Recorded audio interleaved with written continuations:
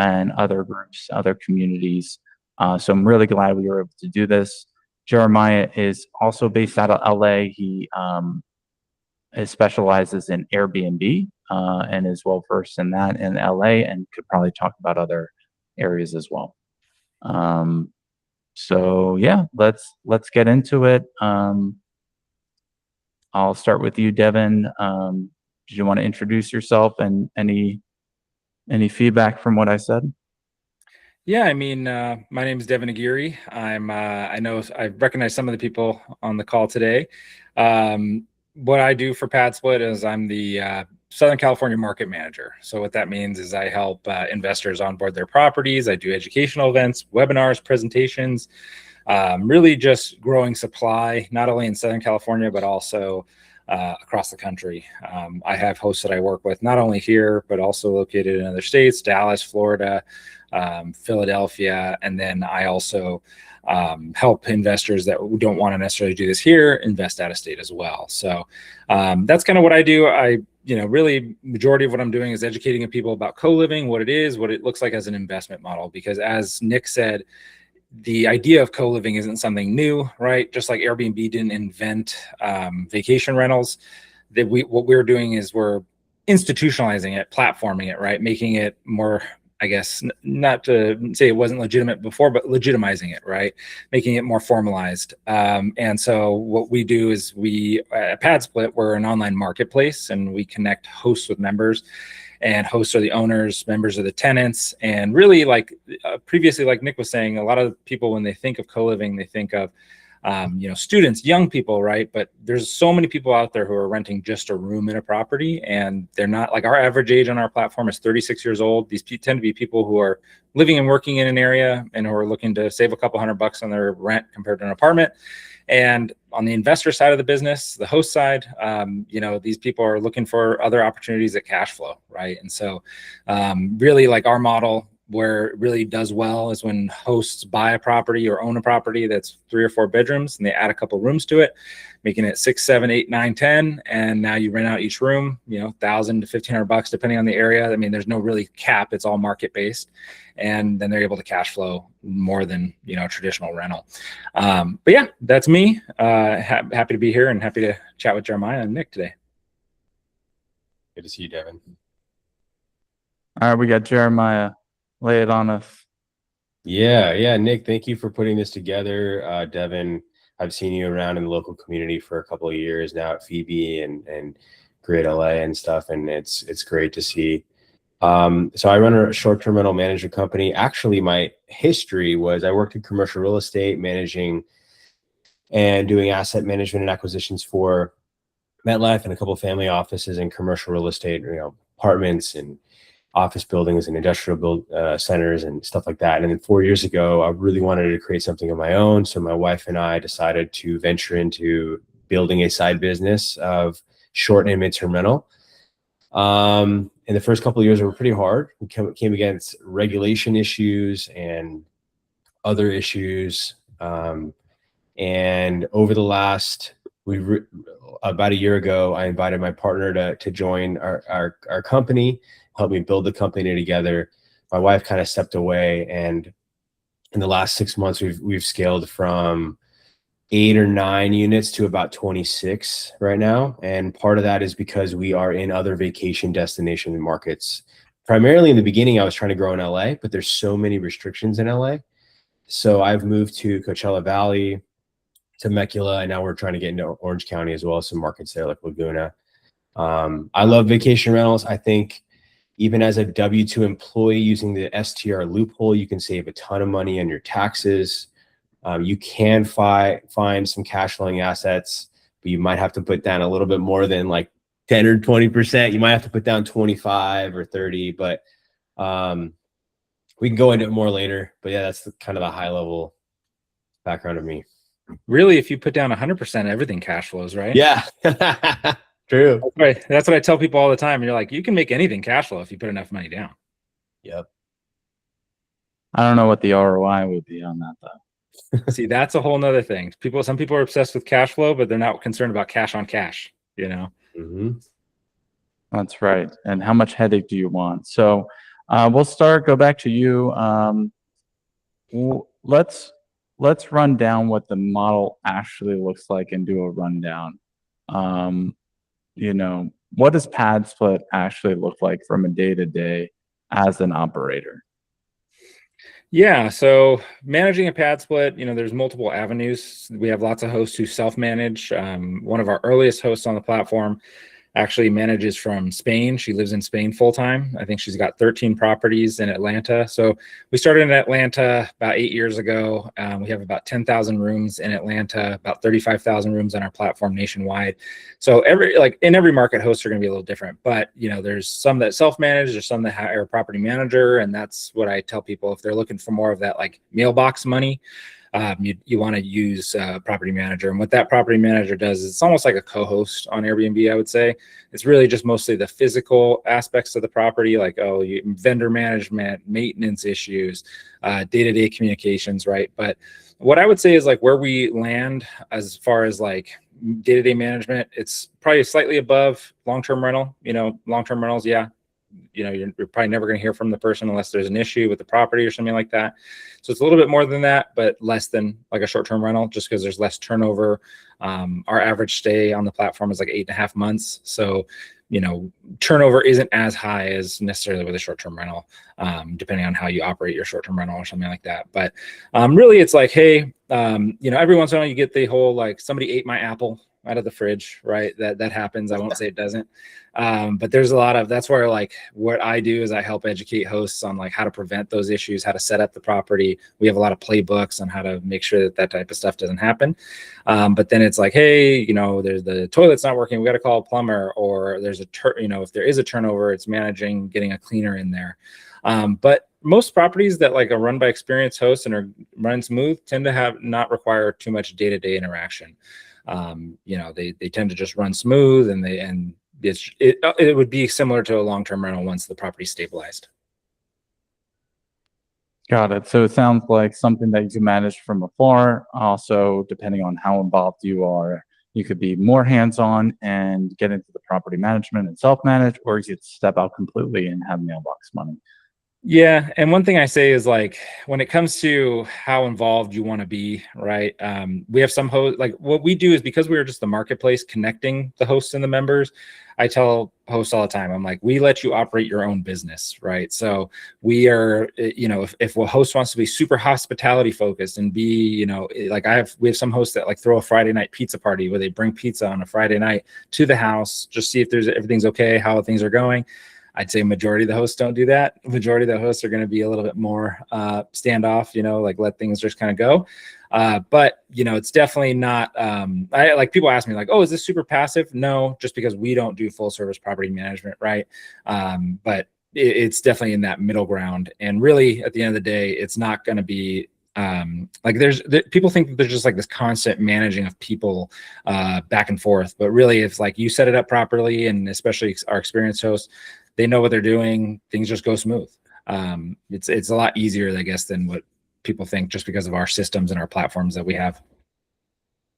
Yeah, I'd just add in before I get to Jeremiah. I felt when I was doing co-living in a certain market, we would have these young professionals that were making a lot of money, but they actually wanted the camaraderie. They wanted to be in a house instead of an apartment. They want to have community, and they wanted some character, which apartments don't afford, but a house does. Houses tend to be more in residential areas as well. And the thing was that sometimes the group didn't come together. Like I said before, where you were able to get a group of people, split the rooms, and one guy, was $8,000 online, and then you had one guy organizing his friends and asking for referrals and getting each room rented out, right? Sometimes it was the case where you had to do individual rooms and you had to do individual showings, thinking about unrealistic landlords trying to get 8,000 when market rate is 5. So I remember that being very tedious, where you would have to do individual showings with people. They had different preferences with who they lived with. If it was co-ed or not. That was a big challenge. How tidy, what room, and then you had to do the individual showings for the rooms and market it that way. And it was a lot. I remember my colleague, and I'm a realtor, so I was like, I don't have time, but you do. And she was like, man, I must have been to that property 30 times this week. I was like, oh man, I know, I understand. So is that the pad split is, and we could talk about this later. You help them find the tenants and have the marketplace, as you mentioned, as one of your biggest things, where you don't have to market on Zillow, you can market it on PadSplit instead. Yeah, I mean, so that's part of what we do, right? We do the advertising, we do the screening, we do the payment collection. So that's like the 5-second overview, right? But when we do the advertising, we advertise it not only on our website, but 60 plus other sites. So it's like Zillow, Zumper, Roomies, Apartments.com, Roomies.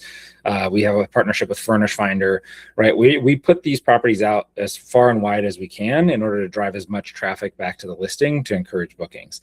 And that's what we've gotten really good at. I mean, we spend $2 million a month on marketing for our active inventory, right? And like I hear hosts, like technically I always tell people, like I'm straight up and I'm like, you don't have to use PadSplit to do co-living, right? But if you don't use PadSplit, what you just described, Nick, is exactly what happens, right?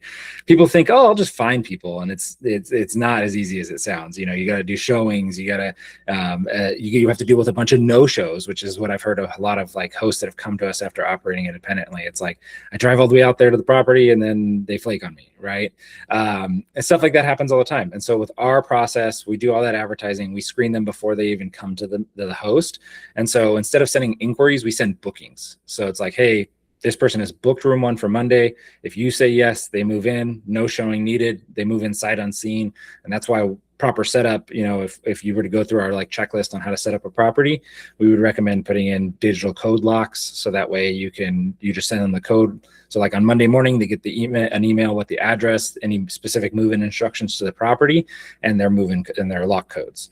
And then they just move in. The rooms are already furnished, utilities are included, so they can just kind of move in on day 1 and they're living there. So we've really gone through and simplified the process. And to kind of touch on what you were talking about, the camaraderie, like we actually have a lot of seniors on our platform as well, because they're like, hey, I want to be able to live around people so that way I don't have to be afraid of living alone, right? Stuff like that. And so, I mean, I one of the biggest misconceptions I get all the time is that people think that this is all kids and students and it's like, oh, one of the biggest things I get is, oh, I have this property next to a school. I think like a college. I think this would be a great fit. And I'm like, I mean, I'm not going to say that's not necessarily a bad thing, but we have very few students on our platform. It's mostly, middle-aged people who are working and just, they've already, they're doing what their thing, bartenders, waiters, all that type of stuff, Uber drivers, right?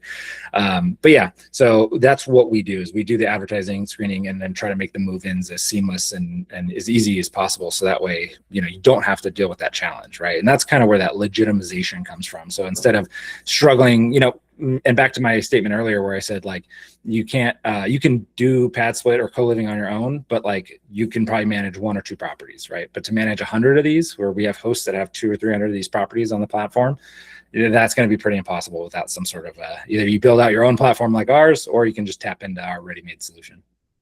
I mean, sounds very familiar, Jeremiah. I mean, getting the marketing down, having a padlock so they could automatically, at their own leisure, move in or go into the house. It's already furnished and clean. That's kind of like an Airbnb. So can you walk us through what a day-to-day, Airbnb or STR model would be? Yeah, and one thing real quick I want to mention is that I've done the co-living model. I did a house hack. I purchased the property right before COVID. I leased up the rooms, and so I'm familiar with that model. And I think a lot of times that's a great model to move forward with. And one of the differences is, I managed a co-living. I lived there. It was a little bit easier. When I moved out, I had a guy there help me out with the discounted rent. But so that was a little more manageable. But with Airbnb, with short-term rentals, there's so much more going on. I think with pricing and revenue management, you need someone who has experience. There's using the smart pricing on Airbnb is a no-go. Like, don't want to do that, right? So you want to use a pricing tool. We have a dedicated revenue manager. You need to find a great cleaning company. Then we have to have an inspector come in after every turnover. Our cleaners are not just cleaning, but they're restocking supplies. They're charging smart locks, ring cameras, minute devices, noise detectors, the whole nine. And so, and then also the back end, like we need to have 18 hours a day plus of guest communication, because guests have issues at all times of the day and night. I've actually had, before I had a bigger team, I've had to drive out to properties in the middle of the night because the smart lock wasn't working and they're like outside with their baby. And so I had to like figure out, like, okay, you know, usually you have a lockbox with a code and the key that wasn't there at that point because we had just taken over the property. So there's a higher level of complexity.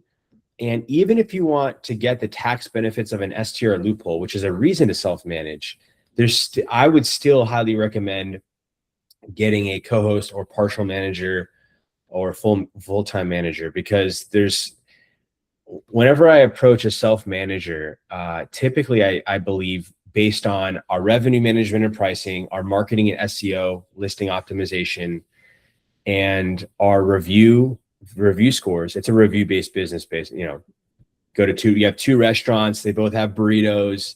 One has 5 out of 5. One has 3 out of 5. Every single time you're going to the 5 out of 5. Same thing on Amazon or Google. So it's a review-based business. So making sure reviews are dialed in, your marketing is dialed in, your pricing is dialed in, your cleaning is got to be spotless. You have to have someone double check the clean, double check the maintenance, who can go on site after every single clean. And there's more. There's more going involved. So I think it's a much more complex operation, and I think it would be a mistake. You can manage it yourself, but I think it's worth the management commission to have a professional in place, even if you want to like oversee what they're doing, and double check the calendar, make sure the pricing is good, make sure your minimum stays are good, make sure the reviews are good, that kind of thing. But having a professional who understands the market, understands when the events are, when is the music event, when is it peak season, is it down season, should we focus on midterm rentals? Because a lot of times in down season we focus on 30+ day stays because there's not a lot of demand for travel. Like right now in the desert, we have a bunch of properties we're doing like monthly stays, and there are people who go to the desert for a month. It's a lower price point. So yeah, I would say that's kind of like a high level overview of kind of the day-to-day operations of short-term Sounds rentals. like, Jeremiah, what you're saying is that there's a larger margin for error. There are a lot more details you need to be attentive to. I wouldn't even imagine charging the ring camera, charging the smart lock, restocking. I mean, the cleaning crew and an inspector, someone on nearby to get them in if they're locked out. There's a lot more inquiries. Also, the pricing model, not to follow Airbnb's model, but have your own pricing strategy within that. And I think all those small things probably matter in the profitability when you were saying your revenue officer. So sounds like a little bit different, and I'm sure I'm not didn't get in the weeds with Devin yet with the nuances of the STR or the co-living. Before I go back to Devin, I wanted to just say that we like to have these interactive. So if you can be on camera, great. Even if you're doing something else, we like to see your face. We like to make these interactive. So if you want to pop in the chat or raise your hand, there's a little hand button on the bottom. You could raise your hand like that. You'd also, if someone says something cool, you give them a thumbs up. And then you could use the chat to network or to get information from other people. So I'm going to go to Devin, deep dive in to his model for 10 minutes, and then I'm going to do the same with Jeremiah. And then for the last 5 minutes, we'll kind of leave it for Q&A and stuff like that. Sound good? Sweet. All right. So actually, I'll start with Jeremiah. I switched them. I'm going to let Jeremiah talk. And real quick, I wanted to shout out Jeremiah. Like, if somebody, like, not every property is going to be a good fit for PadSplit, and not every property would be a good fit for STR, right? But like when I've referred people to Airbnb, and I actually know a couple guys that work for Airbnb out of LA, and I told them we were at an event together, and I have this sign that says like, oh, Airbnb versus PadSplit, and they were mad dogging me, and I was like, don't worry guys, I send you guys deals because the property just doesn't work for PadSplit, and but I always refer those people and say, hey, get a co-host, get a property manager, because they always think it's just easy, I'll just throw it on Airbnb, and it's like, oh no, that's not how that works, especially in the hyper competitive market like LA, for sure. Yeah, back in 2021 and 2022, when there was this surge of demand from COVID, everybody wanted to get out. There's this new demographic of traveling nomads, and people are just working from home as they travel the country. You could just buy a rental, throw it up. Back then, the rental, the interest rates are like 3%. You'll cash flow day one. You have IKEA furniture. You have no sophisticated design, no theme. Now that doesn't work. Now the only Airbnbs that are really profitable are in that top quartile, top 25, 35% of listings. And the bottom half are just not making any money. It doesn't make any sense. So you definitely need to be running. Let's start from the beginning. How do you get a property Airbnb or short-term STR ready? The licensing, the furniture, the cost. What does it take to get something live? So before someone purchases a property, I can consult them on this if I know the market. Coachella Valley, LA, Orange County, Ventura County, Riverside County, these areas I know pretty generally like what the process is like. But I would always recommend someone use Claude, use chat, find out what the permitting regulations and restrictions are, and make sure you can actually run it as a short-term rental. Because sometimes you can't. You purchase a property, purchase a $1.5 million property, you can't even run it as a short-term rental. So that whole model doesn't work anymore. So once the permitting and the legal stuff you're like, all right, cool, I'm in the right zone. This can run as a short-term rental. You might even want to call someone at the code enforcement office who issues the permit and just confirm, like, I'm looking at a few addresses in this neighborhood. Can I get a permit? No. Well, then good. You better not buy it then, right? At least with that model. Maybe there's a co-living model or a mid-term rental model or whatever.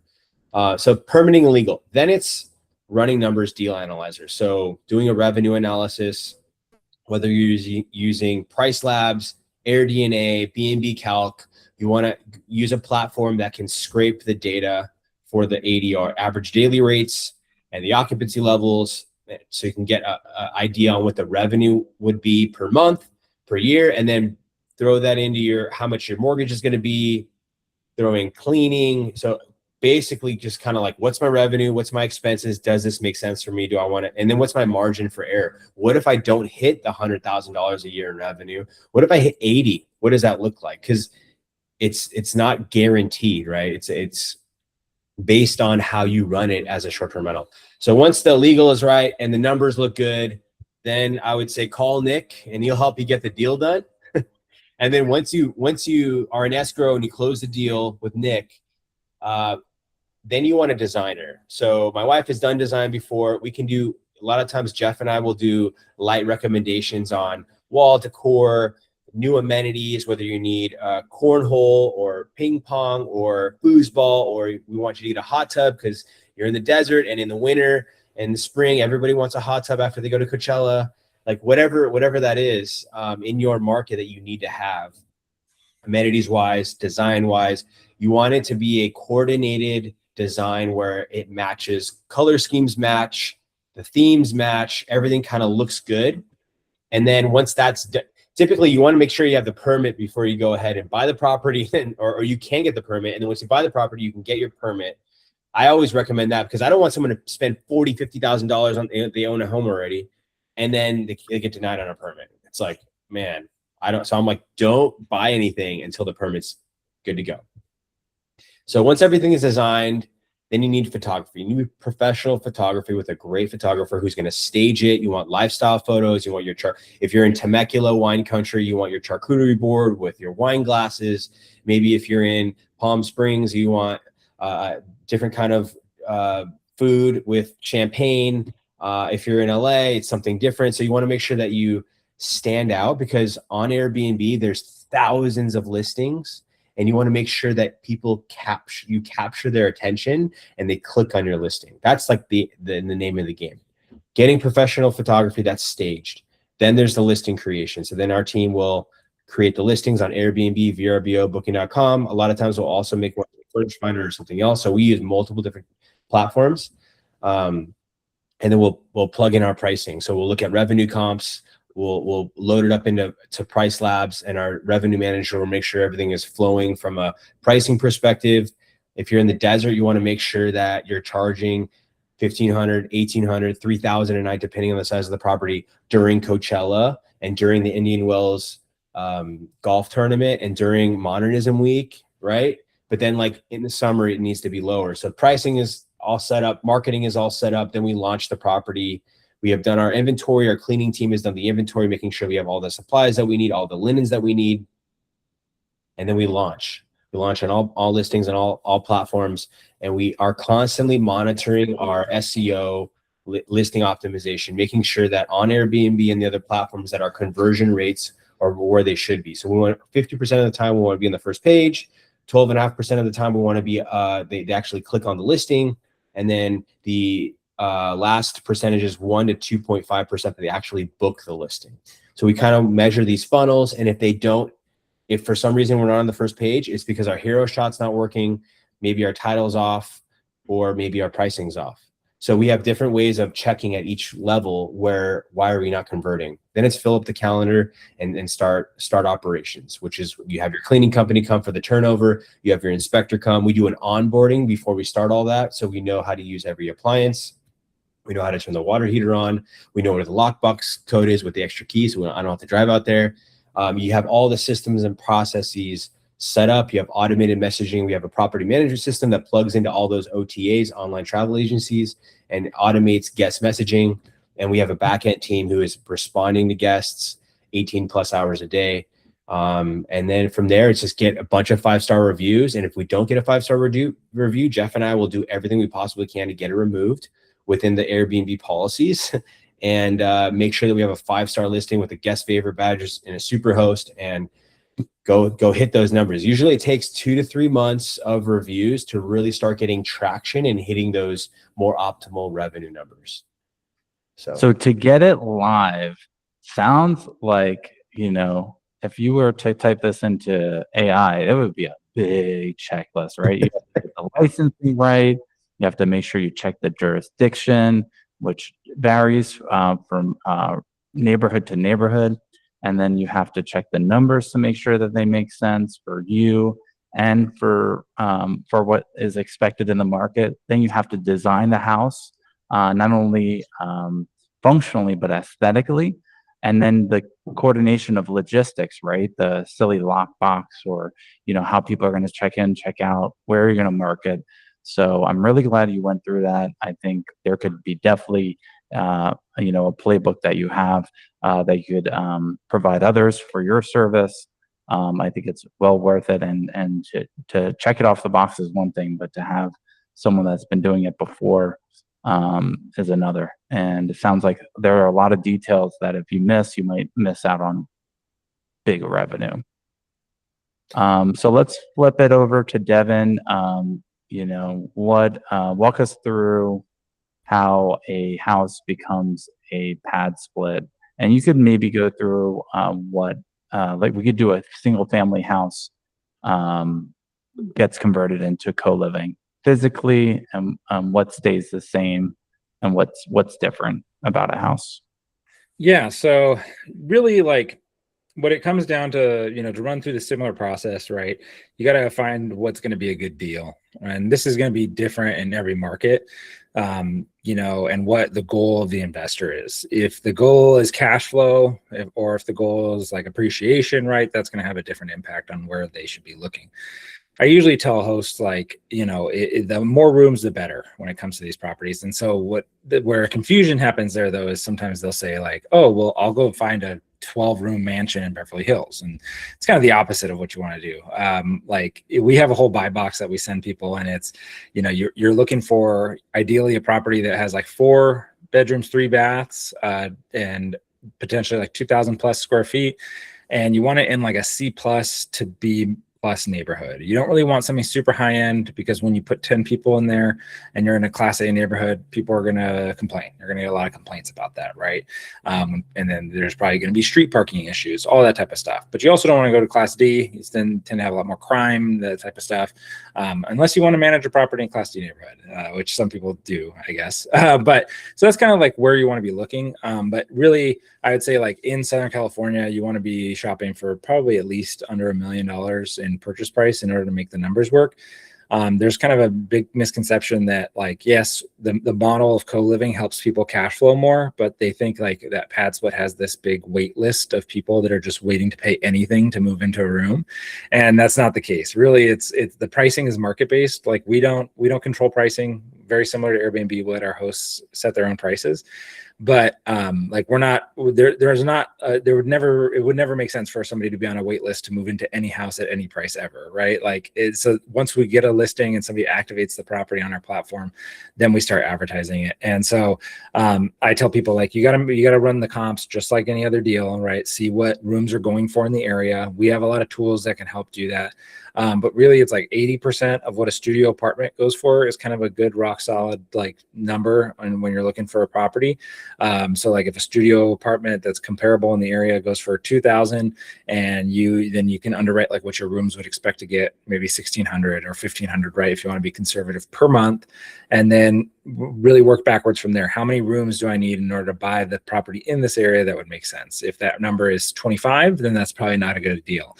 If that number of rooms is 7, 8, or 9, you're probably in a better spot. And then finding the property that has the floor plan and the capacity to add those rooms. So what most of our hosts are doing is once they find a deal, and in Southern California, a lot of hosts, what they're doing is they're finding like a fixer, right? To build in that value early on, rather than doing this to a turnkey property and paying that full price for the property. Most of our most successful hosts are buying like a $700,000 fixer, putting like 100 grand into it of rehab already, and then maybe like 20 or 30 of like conversion into a PadSplit. And then that's how they're able to like fast track that appreciation gain. So essentially they're like flipping it to hold it, right?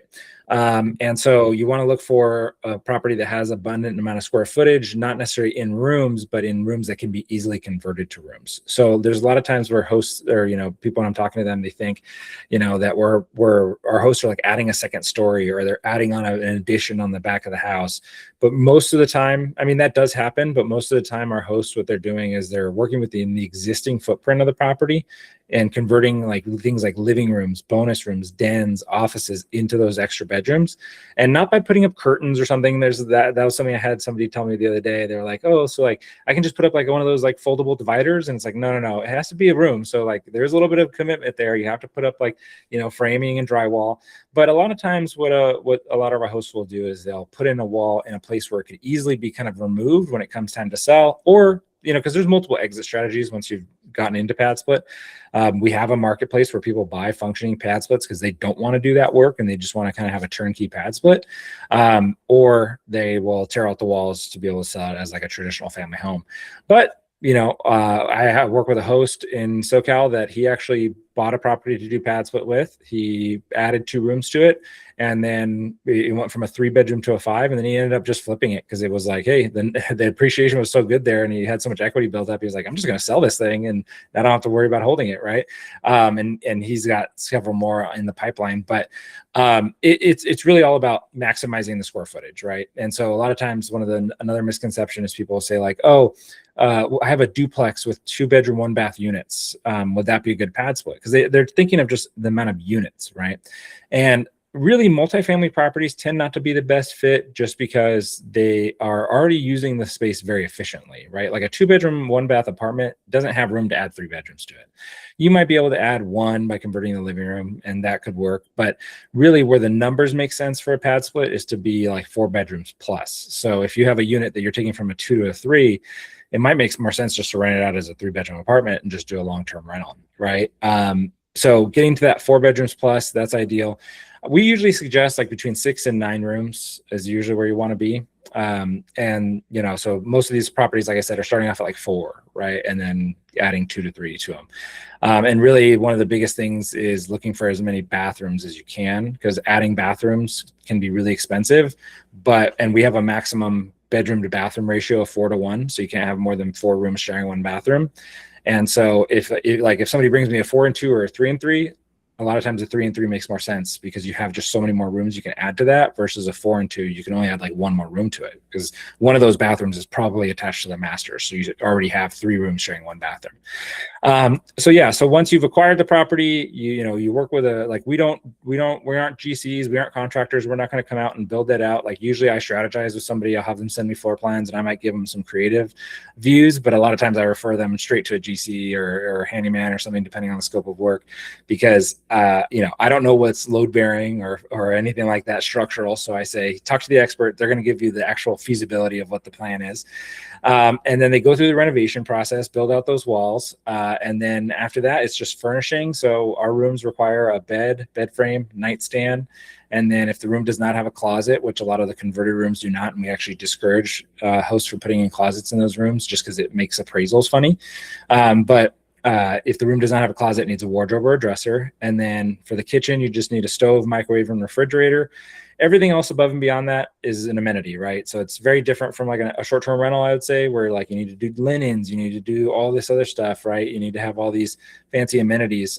But some hosts will go above and beyond the minimum. Some will put like a mini fridge in the room. Some will put TVs. I recommend against TVs if in the bedrooms. But most of the properties that are converted pad splits, like true pad splits, because take a step back, you don't have to convert a property to rent it out room by room on PadSplit. Just most of our investors are doing this because that's what they're using this tool to be able to build their portfolio, right? So, but if you already have a property that's like 4 or 5 bedrooms and you're like, I just want to keep it as is, but I want to make a little bit more money. Okay, you can do that. But if you're looking to buy properties and buy one of these 1 or 2 every month, you're going to have to maximize the potential cash flow on them. And so they're building these out, they're converting them all. And usually there's not very little common area in these properties once everything's done. And so that's one of the biggest things people ask me. They're like, well, where's the living room going to go? And that's like totally single family mindset, right? Is like, you need a living room. And most of our properties don't have living rooms. They might have a small dining room. Like, you still need a kitchen. I do get asked that all the time. Like, do these people need a kitchen? And I'm like, yes. Like, what are you talking about? But, getting rid of those common areas really the whole idea is turning that that space that's not generating revenue into revenue generating square footage. I like that mindset. Yeah. And really that's the end of the day. And so then once the property's furnished, we list it on our platform. You need photos and all that type of stuff, very similar to like an Airbnb or something like that. And then we start advertising it and we start trying to fill up those rooms with people and start generating revenue. Well, thanks. So it sounds like you had to crunch the numbers, make sure they work, finding undervalued square footage, something that's not being utilized, value add in sense where you see convert square footage to rooms. So it might be a 2-bedroom, but it has 2,000 square feet. So where you're really going to put those rooms in, converting the smart areas, the attics, the basements, maybe the separate living area or the second living area. Then I'm assuming you have to furnish it. You have to have like you said, a bed stand, no TV, and then market it on the platform. I wanted to rewarm up the chat so we could direct this fire session. I'm gonna ask one question and you guys have like a minute to answer. So we do a side by side. But first, I wanted to ask the audience and kind of get in the chat. It's right there on the bottom right.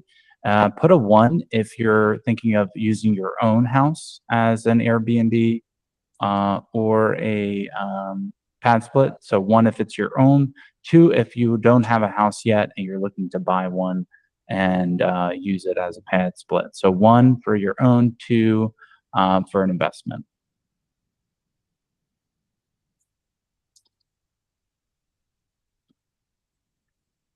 Good. So it seems like 2 more for investment. So the first question you guys have a minute to do is what is a typical ROI return on your investment? Like what type of return for an investor? And it could be general or super specific, but is it like, they're trying to get more than a long-term tenant?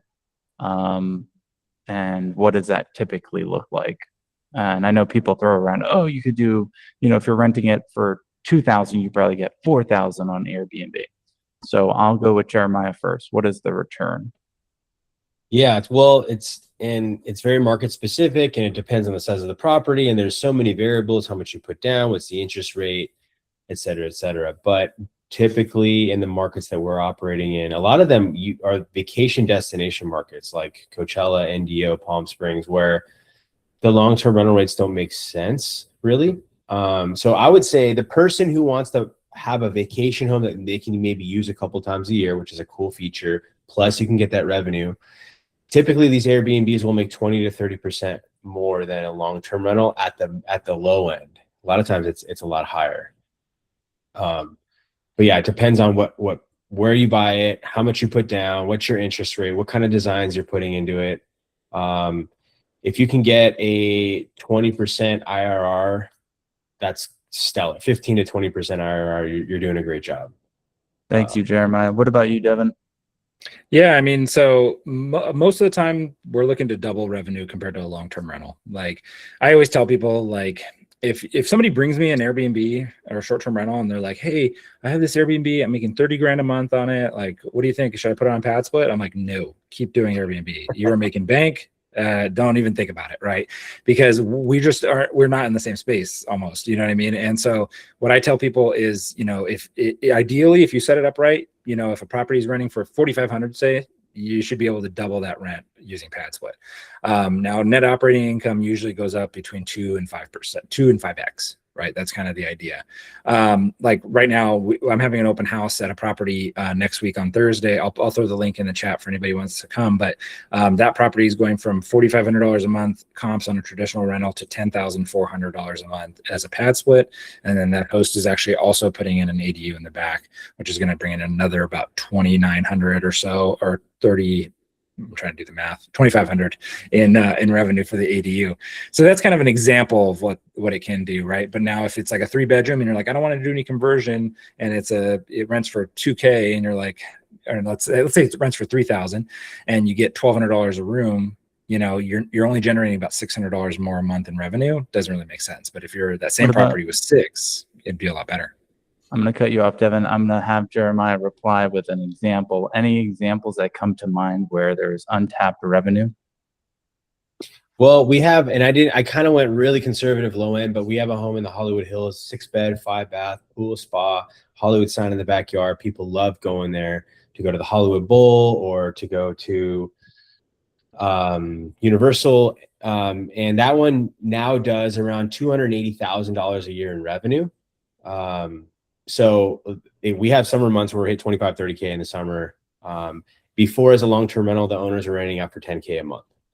But the 10K is they pay utilities. 280 is before my fee, so then I have a fee.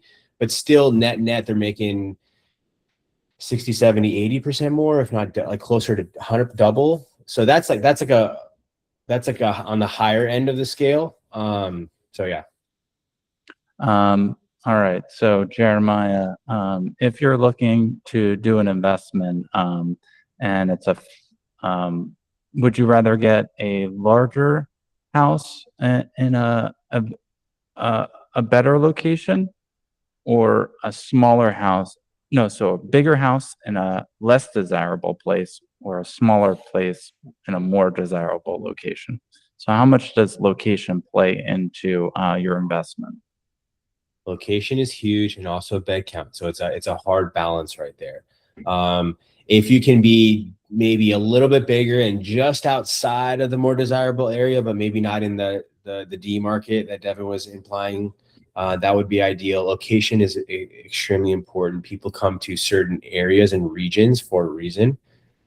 And I think the demographic of the person who's going to buy a short-term rental versus a co-living is different. I think the Airbnb purchaser is going to have a high W-2 income, and they're going to want to writing off a bunch of taxes is really interesting because they pay a lot in taxes, and then they might want to use it with the family once or twice or 3 times a year. So like that's versus the co-living, I think investor is more like me like 5 years ago, where I was like, I don't have that much money and I can put FHA loan, I can put 5% down, but I can get into a property and I can buy some property. That's better for that person, I would say. All right, so let's put in the chat. Let's warm it one back time. A for Airbnb, if you're looking for an Airbnb more, or C for co-living. So A for Airbnb, C for co-living. And that'll give us an idea of what you all are looking for. What about you, Devin? Because I know that's a constant challenge with my clients and even for investors, right? So if we have something, even if you're not going to be in, let's say, Tennessee, you want to be in Nashville, you could be a little bit outside of Nashville and still get the upside of the Airbnb or the co-living space, because Tennessee is growing and gentrifying quickly. But then, you know, it doesn't demand like a Newport Beach where you could literally, if you're beachside location where you're facing the beach, you could pay twice as much as a block over, or just like one house over that's facing the complete opposite, right? People literally will pay both. How important is location? Can you go a little bit farther out and still make money, or is location and get something smaller? Yeah, I mean, I think it's really going to depend on the market. Like, I actively steer people away from doing this in San Antonio, not because it's not possible. It's just like I speak, the majority of the investors that I speak with tend to be in California. So they're going to be managing it remotely and they don't really know the neighborhoods as well. So I say, like, you can almost throw a dart anywhere in the city, in the DFW Metroplex in Atlanta, and this will do fine. But in San Antonio, you really need to know what you're doing. You need to have a higher room count. Properties take a little bit longer to fill. Really, the idea is finding a place where housing is unaffordable and there's just not enough units, right? If you go to an area where everything's way overbuilt, like Austin struggled with this for a little while because they way overbuilt. There's a lot of apartments, rents dropped like 30%, I think, last year in Austin or something like that. And so that's where it's hard to compete, because our option is a more affordable option, right? And so when there's a very much high influx of all that available supply, you're now competing with studios in a world where you don't want to be competing, right? So I would say, like, in LA, it's really hard to miss as well, because there's just so much demand for housing here. Like, I had a host that recently onboarded a property in like on the very outskirts of Paris, which is like, and it was like right between Paris and Hemet. And I told him, I was like, I don't know if that location is going to work. That's far from everything. And he filled up within 7 days, or no, 8 days. So like 6 rooms filled up in 8 days. Like, I was like flabbergasted. And I think he's getting like $11.50 a month per room, right? So it's not like, oh, he had to drop the price to $500 a month per room. And I think that's one of the biggest things is people will think like, oh, you know, you have to, these rates are so low, right? They're $300 or $400. It's like, no, when was the last time you rented a room? They're like $1,100, $1,200. In LA, we have rooms going for $1,900 a month. And that's, I don't even think, the ceiling. But yeah, I would say, like, if you're looking at doing this in LA, you just want to be by centers of employment, or you want to be by like commutable corridors, like by freeways, right? The farther you are from a freeway, it has an impact. You want to have more street parking, that type of stuff. But if you're like in Koreatown, you don't have to have any parking at all, right? Because it's not really an expectation for anybody, any apartment, that they would have parking down there. So it just varies by market. And to kind of get back to what Jeremiah said, like, I would say, like, while we do have some small portion of people who are using this like as owner occupied, I would say that's probably like less than 5% of the rooms that we have available. Like 95% of these are pure investment properties that people are doing this to, and they're buying them with like hard money loans, rehabbing them, DSCRing them out, and then renting them out room by room. Nice. So before I let everybody go, I think this is a great conversation. We're definitely going to have this again, maybe in September, to kind of regroup. PadSplit, you know, I see them both as solving problems. I think affordability will continue to be a problem as interest rates go up, as inflation goes up. So you want to know, if you said C for co-living or A for Airbnb, I think both solve a problem, right? For C, co-living, it solves a problem of young professionals and people at all walks of life that still want the location, they still want the experience of living with others, and they want the affordability. So I think it's going to be a problem whether it's farther out and you're like, no one's going to co-live there. No, they are, if you have the right product and people want to live there, right? And I think it says the same thing for people that need something, that they want to try out the city. They don't want to commit to a full place. I think it's a real problem solver. So that's what you got to think about when looking at properties, your property or someone else's property. I think for short-term Airbnb, it is a great place. People are traveling more, not as much as COVID when it hit, but it's still, people are there. You have to think, what problem am I solving? It's having an experience, right? And if there's a lot of hotels, maybe finding something else out and seeing the competition. And there is going to be a need for people going to areas, wanting an experience and not going to a big hotel. So if there are big hotels, you want to see, is there really room in this market, or maybe there's not. We just went to Yellowstone. Is that a desirable area to Airbnb? It might, because we spent a lot of money on an Airbnb, and it was great. And I think that market still has a lot of room for growth. So you have to look for the room for that to solve that problem. So if you want to stick on, we're going to answer these questions. We'll stay on. We have 5 more minutes. If not, we'll see you next time. Webinars next Thursday. We're off, but on Tuesday, we're going to be Investing 101. You could sign up on gridlainvestorclub.com /webinars, gridlainvestorclub.com /webinars. And thank you guys for joining. If you want to get in touch with Devin, how could people get in touch with you? And then Jeremiah as well. Yeah, I'll throw my number in the chat. I also threw my link tree in there, so you should be able to grab that as well. I always tell people, text me, because I'm usually doing something like this. So, yeah. And then one thing I was going to say about this is, like, I want to do a quick question with the last couple of minutes too. If we want to say, like, Jeremiah, what's a property that you say that you should do co-living with? And then you ask the same thing of me, and I'll do, like, what would, if somebody came to you with this property, what would I say you should do STR with? A market with heavy regulations against STRs. That's 1. 2, it's an urban core with tons of demand for people renting by the room, and they pay premiums on that, or it's studio rent. 80% of studio rents are, pretty high in some markets. And they have no desire to vacation there or use the property at all. So so what do you think is an ideal STR? Yeah, I mean, same thing as far as, like, the regulations. What I say is, like, well, I usually say if it's, like, smaller and by, like, a higher, like, interest location, like, oh, it's by the beach and it's like a 2-bedroom or something like that, right? I'm like, hey, like, if there's no permit issue, like, maybe try STR. But yeah, anything over like $2 million out here, I would just be like, don't even play. Like, it just, the numbers just won't make sense for PadSplit, right? Like, maybe if you had, like, now, granted, I take that back. We have some ground up co-living developments that are like $4 or $5 million. Those can make sense. But like a house that's like $2 million, $3 million, I'd be looking at STR all day. But that's why I would send them to somebody like you, because you're the expert. And I'm like, I'm probably sending bad people all the time. Who knows? Yeah, send them over. I typically will turn people down and say, yeah, I don't think, because a lot of times their expectations are super high, and take them down to reality. And so, yeah. Sounds like we have a lot more to talk about. I want to maybe bring some examples. We could bring the slides and really do a justice to this Airbnb short-term rental versus the co-living PadSplit model. We have a good question in the chat.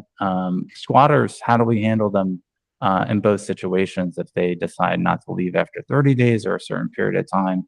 I'm sure it depends on the jurisdiction, but we're both all in California here on the panel. How maybe give an example or a story. I can speak to STRs. So if they're under 30 days legally, they don't have tenancy in the state of California, so you can have them removed by the police. But I will say in LAPD, I'm not sure if they would even do that then, because if the guest knows to say, well, I have a lease here, you're just in trouble. And I've dealt with this in commercial when I manage office buildings. Right now, my grandmother's property. She's passed, but there's a squatter there. We're like, gave them the notice to vacate. So it's terrible. You can also call a squatter squad, and they will move into with a lease, and they're ex-military guys, and they'll blast music and they'll make their lives a living hell. It is a premium, but you can get them out typically quicker. But not everyone's going to be interested in that, but it is an option. Otherwise, it would take 6 to 9 months if you do the formal eviction process, which could bankrupt some people. So yeah, for co-living, you know, it's different because most of the time, like our minimum stays for people are 31 days, so they get tenants' rights technically.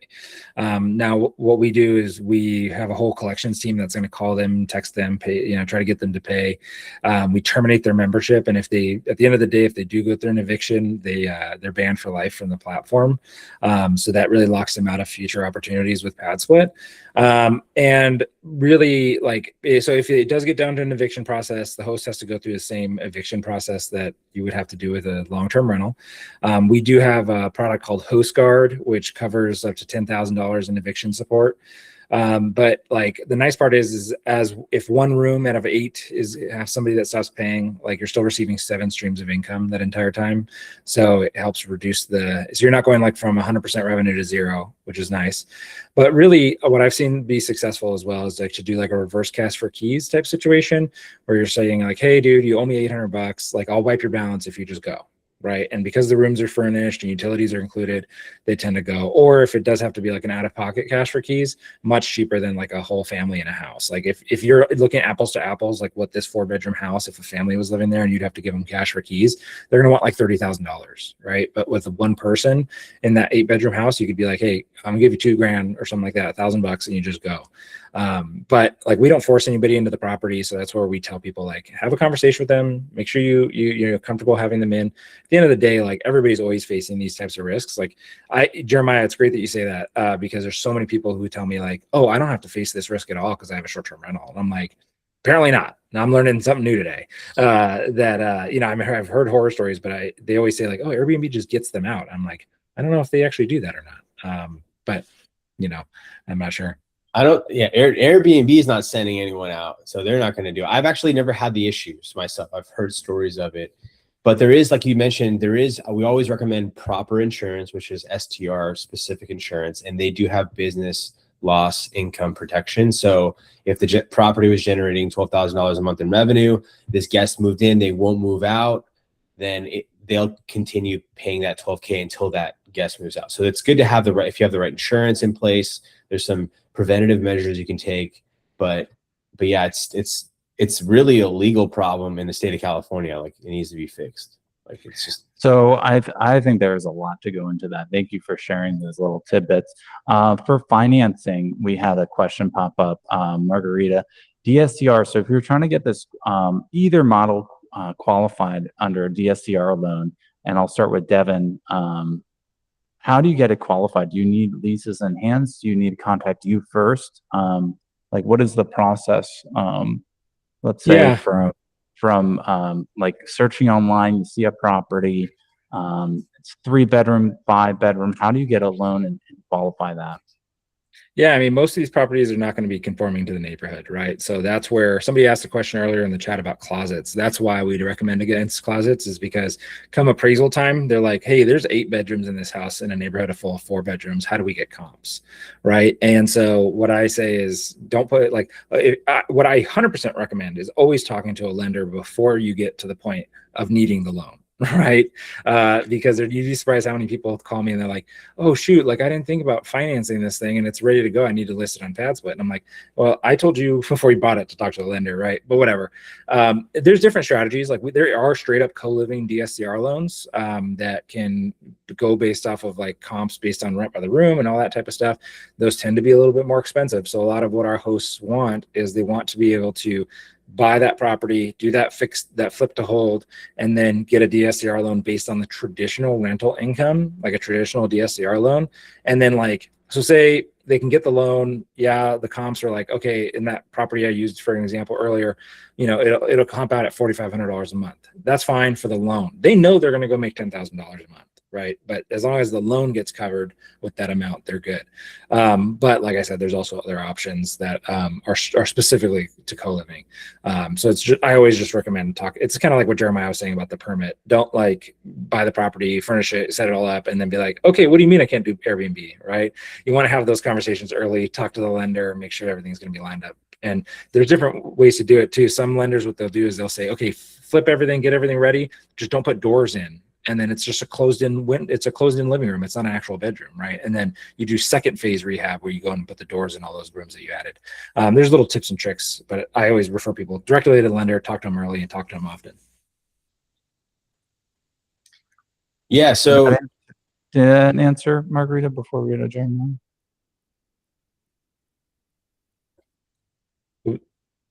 I'm reading her question right now. So we do give a lease for the property that shows estimated rents. So sometimes they'll use that as well. But mostly it's comps. Yeah, it's good to have. And the ARV. Go ahead, Margarita. Yeah, sorry, can you hear me? Yes, we could hear you.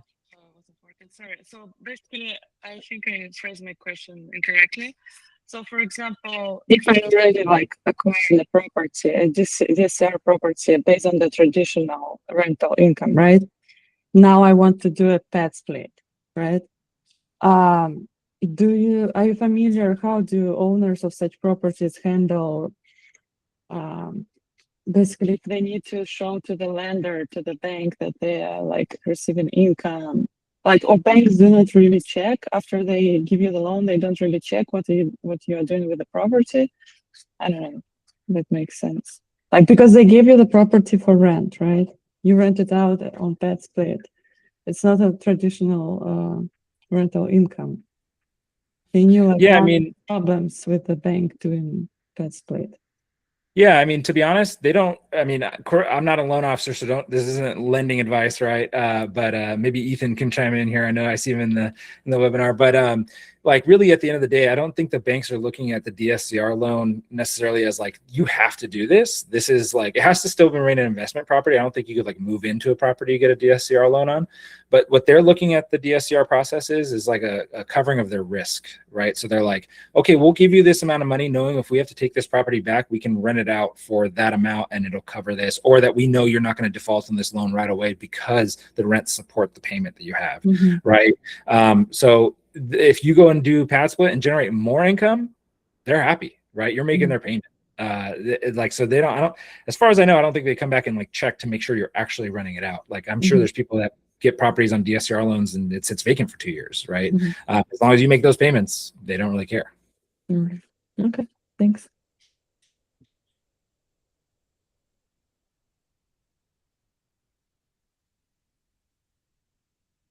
How about for you, Jeremiah? yeah, so like 10 years ago, there was no lender, I don't think. Maybe there was one, one here or there, but generally speaking, DSCR loans for Airbnbs were not a thing until like more recently, where I've talked to mortgage brokers and lenders who will use AirDNA revenue figures to underwrite a short-term rental. So. Yeah, and that's the amazing part about that. Like, I remember seeing that grow up of like, oh, now there's STR loans. Same thing with co-living. Like, 3 or 4 years ago, there was no lender that would touch a co-living loan, and now there's like specific co-living lenders. Like, there's a guy that we work with that he lives in Carson, and like he's like the biggest PadSplit lender, and it was so funny because I'm like, oh, I didn't even know he lived down the street from me.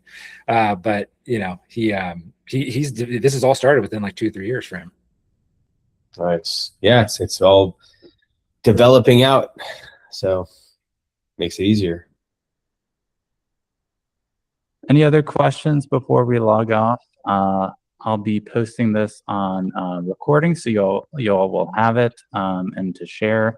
I think this is a good conversation as investors, active investors, to be constantly talking to other practitioners in the field and influencers, as Devin and Jeremiah are, that talk to many people, right? And could kind of synthesize a lot of situations. So they put their information in the chat. I recommend reaching out to them. If you want to follow myself, I'm a realtor. I run an agent investor community, like I mentioned, and looking to support investors and residential clients. So glad you guys joined, and look forward to the next one. Thanks, guys. Thanks, Devin. Thank you. See ya. Bye, guys.